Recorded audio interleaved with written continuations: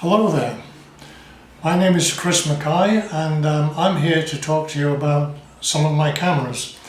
I'll tell you a little bit about me first, okay? So I was born in England, trained as a teacher, then I went to Canada, lived in Toronto.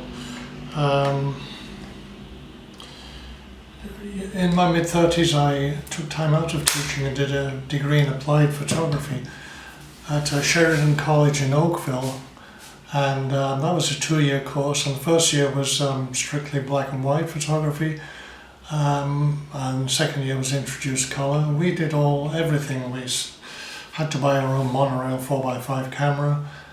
We used medium format, which the school provided, and 35mm, and graduated from Sheridan, freelanced for a while, didn't make any money, got back into teaching. That's where I spent most of the rest of my career. I did take a little bit of time out.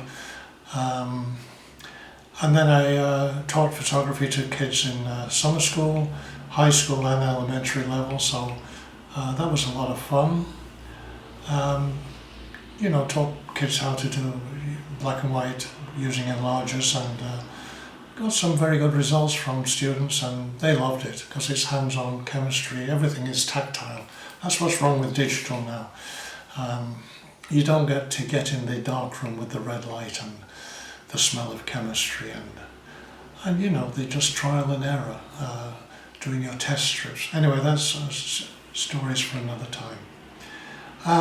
So anyway, when I got to Canada I had a little bit of extra cash after salary was better than in England, and I bought a camera. I bought an Exakta Varex 2B, which was a 35mm single lens reflex camera.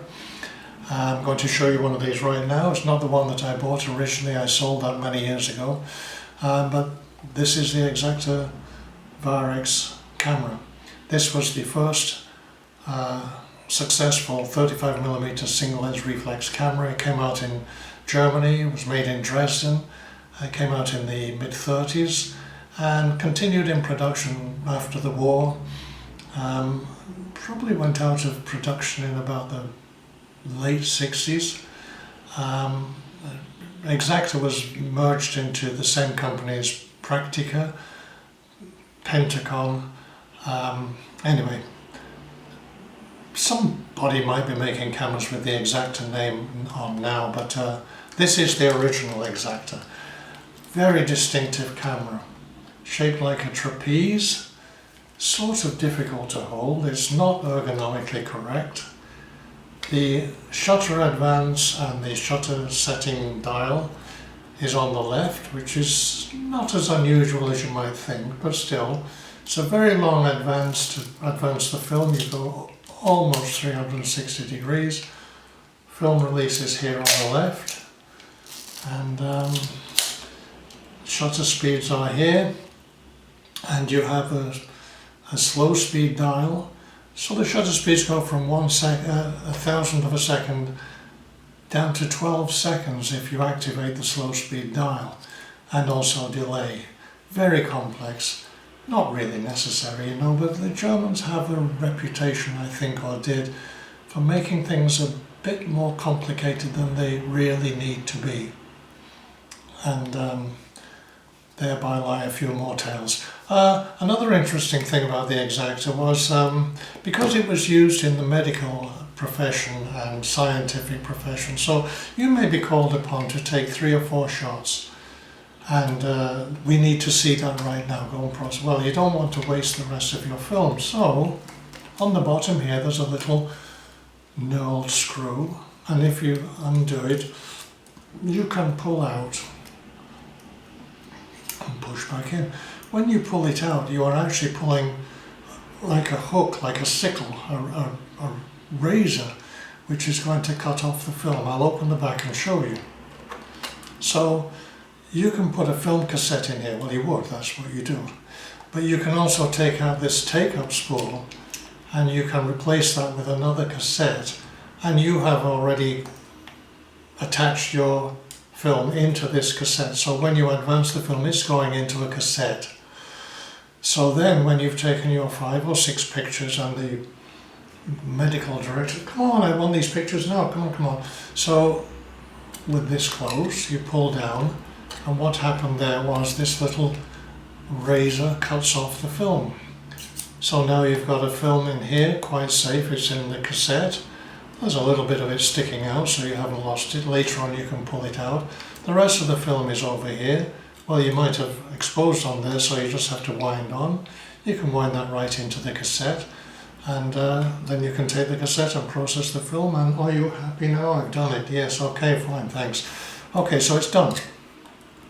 So that's different. Alright, no, I should have put that back in. You don't want to lose these things. Because they don't make them anymore, you know. I had a bit of a problem. Just think I'll do the other way around. I'll leave it off for now. We'll figure it out later on, off camera. When this camera came out, the pentaprism had not yet been invented. It came with a waist level finder. So, you put the waist level finder on and open it up. There's a little magnifier in there, which you can put out of the way, so you can take pictures looking down, nobody knows you're taking pictures, or you can put the magnifier and you can look right down onto it, and here we are. And that's the way it was. I had a book which I bought shortly after I got my first Exakta, and it was called The Exakta Manual by Werner Wurst, or Werner Wurst, we would say if we weren't speaking German. And he's got pictures in there of everything, all the microscope attachments, all the stereo attachments, everything that Exakta made, all with ridiculously long, strange names. Exakta gave everything sort of funny names, so did Leica. Anyway, so yeah, if you want to take a portrait, no problem. But if you want to take a portrait, if you want to take a landscape, no problem.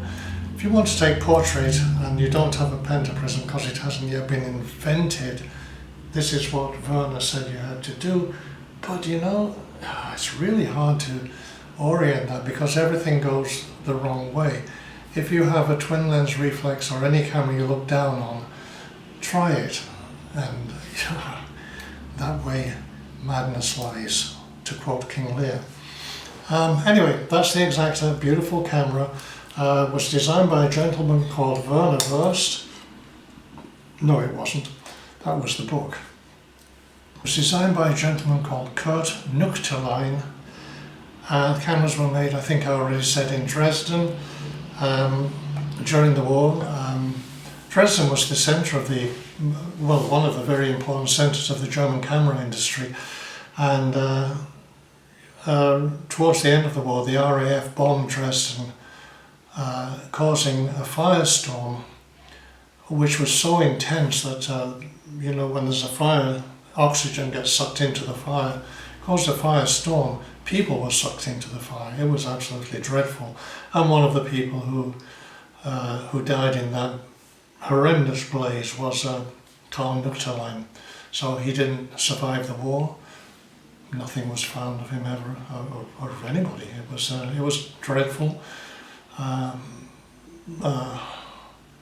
Yeah, it was a crime, I think. But anyway, that's the story of my Exakta, and I hope you enjoyed it, and I hope you'll come back and see me again sometime. I'm going to be talking about some of my other cameras. I have cameras of all formats, and lots of stories to tell. So, see you soon.